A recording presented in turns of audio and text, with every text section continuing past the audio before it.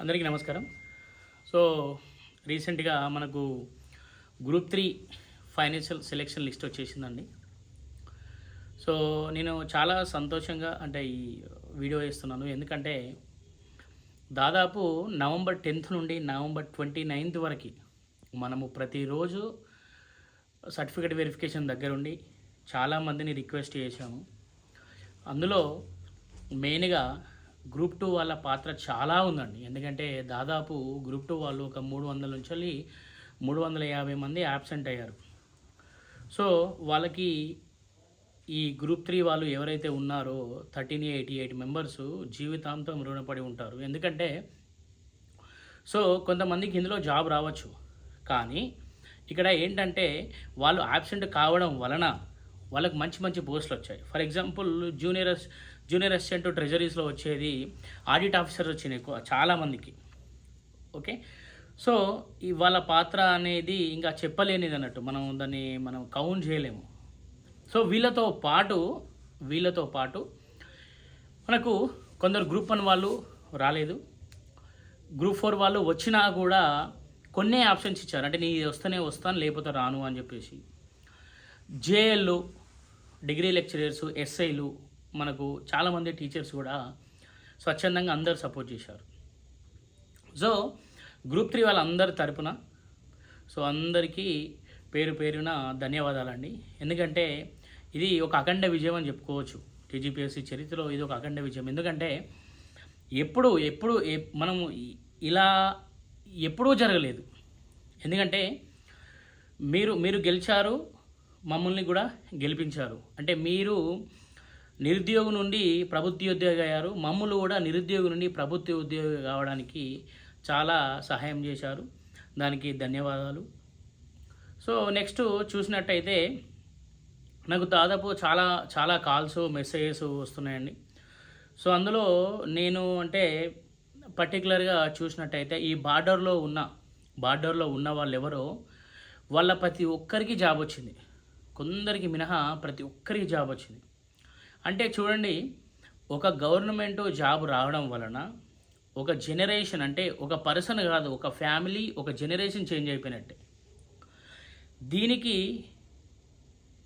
ఈ స్థాయికి వాళ్ళు రావడానికి దోహదపడినటువంటి గ్రూప్ 2 వాళ్ళకైనా, గ్రూప్ 1 వాళ్ళకైనా, జేఎల్, ఇతరతర ప్రభుత్వ ఉద్యోగులు ఉన్న వాళ్ళందరికైనా కూడా ప్రత్యేకంగా ధన్యవాదాలు. సో, నెక్స్ట్ చూస్తే మనకు ఫైనల్ సెలెక్షన్ వచ్చేసింది. నెక్స్ట్ అపాయింట్మెంట్స్ ఎప్పుడని చెప్పేసి దాని గురించి ఒక డిస్కషన్ జరుగుతుంది. అయితే రీసెంట్గా చూసినట్టయితే డిసెంబర్ 27th అంటున్నారు, లేకపోతే జనవరి 1st అని అంటున్నారు. అది ఇంకా అఫీషియల్గా అయితే రాలేదు. అది మామూలుగా మనకు వస్తున్న అన్అఫీషియల్ ఇన్ఫర్మేషన్. అది ఒకవేళ పర్ఫెక్ట్ అయితే మేబీ అందరూ జనవరి 1st అని అనుకుంటున్నారు. ఇంకా దాని గురించి అయితే ఇంకేం తెలియట్లేదు. సో, ఈ మళ్ళీ డిపార్ట్మెంటల్ వెరిఫికేషన్స్ అవన్నీ ఉంటాయి కదా.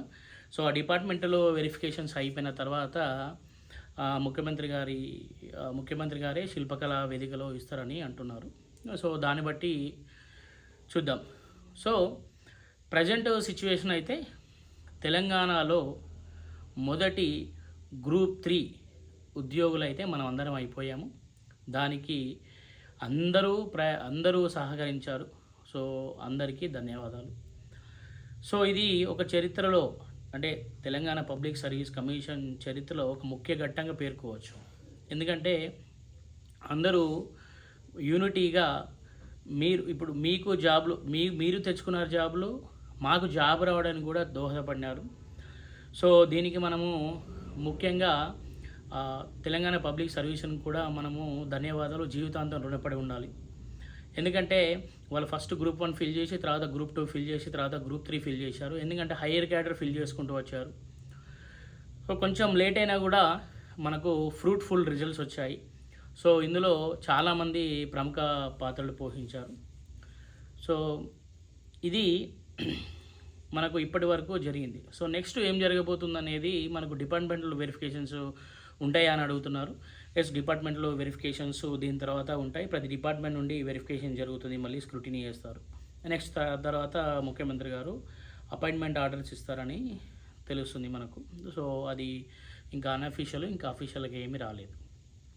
సో అందరూ హ్యాపీగా ఉన్నారు ఇప్పుడు. సో ఎందుకంటే ఇన్ని రోజులు అంటే ఈ దాదాపు ఒక సంవత్సరం పాటు ఒక టెన్షన్తో ఉన్నారన్నట్టు. బార్డర్లో ఉన్నవాళ్ళు డైలీ మెసేజ్ అన్న నాకు ఇది వస్తుందా అది వస్తుందా అని చెప్పేసి ఎట్లాస్ట్ 99% మనము బ్యాక్లాగ్స్ లేకుండా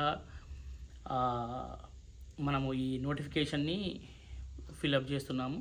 సో దీనికి సహకరించినటువంటి పబ్లిక్ సర్వీస్ అయినా లేకపోతే ప్రభుత్వ ఉద్యోగులైనా కూడా ప్రత్యేకంగా ధన్యవాదాలు.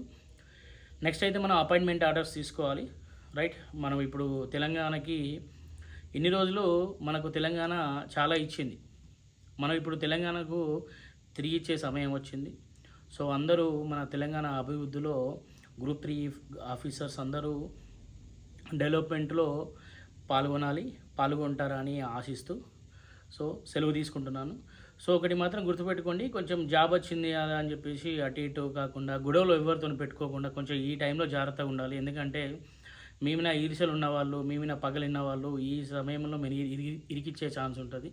సో లాస్ట్లో వచ్చి పోగొట్టుకోకండి. ఎందుకంటే కూరంతా వండిన తర్వాత పొయ్యి మించాలి కింద పడ్డట్టు ఉంటుంది లాస్ట్కు, ఓకేనా. సో దాన్ని కొంచెము జాగ్రత్తగా చూడండి. ఎలక్షన్ అయిపోయినాయి, కొంచెం హీట్ మూమెంట్ ఉంటుంది. మనము గెలిచిన వాళ్ళకి సపోర్ట్ చేసినా, ఓడిపోయే వాళ్ళకి సపోర్ట్ చేసినా కూడా ఇప్పుడు ఓడిపోయిన వాళ్ళకి సపోర్ట్ చేస్తే గెలిచిన కోపం, గెలిచిన సపోర్ట్ చేస్తే ఓడిపోయిన కోపం. సో ఇవన్నీ కొంచెము ఈ తారతమ్యాలు చూసుకుంటూ కొంచెం జాగ్రత్తగా ఉంటే బెటరు. లేకపోతే సో ఆబ్వియస్లీ తెలుసు ఒకడు సక్సెస్ అయితే మనమైనా చాలా రకంగా రాళ్ళు చల్లడానికి ఉంటారు. సో చాలామంది వస్తారు. సో దాన్ని కొంచెం తప్పించుకొని జాగ్రత్తగా ఉంటే బెటరు. సో మన క్షేమాన్ని కోరుకునే వాళ్ళు ఉంటారు, ఎట్ ద సేమ్ టైం మనకు ఆపోజిట్ ఉన్న వాళ్ళు కూడా ఉంటారు. సో అన్ని సిచ్యువేషన్స్ కొన్ని రోజుల వరకు బ్యాలెన్స్ చేసుకుంటూ జాగ్రత్తగా ఈ వీక్ 10 days జాగ్రత్తగా ఉండాలని కోరుకుంటూ ఈ వీడియోని ముగిస్తున్నాను. సో మిగతా అప్డేట్స్ కోసం please subscribe to Vinay sir classes. Thank you.